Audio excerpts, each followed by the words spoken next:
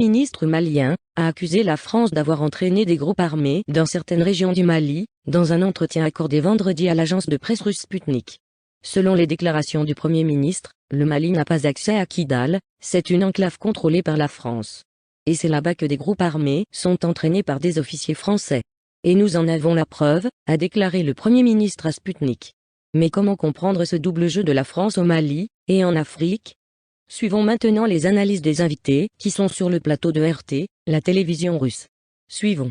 Entre le Mali et la France, lors d'un entretien accordé hier soir à l'agence de presse russe RIA Novosti, le Premier ministre de la transition à Bamako a accusé la France d'avoir contribué à la déstabilisation du pays et à la propagation du terrorisme. Des déclarations alors que la tension était déjà à son comble entre les deux pays. Les détails avec Hélène Masculier.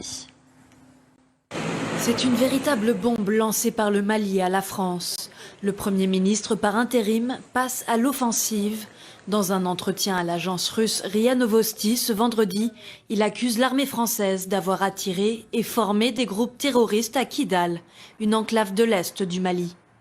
Arrivé à Kidal, la France a interdit à l'armée malienne de rentrer à Kidal.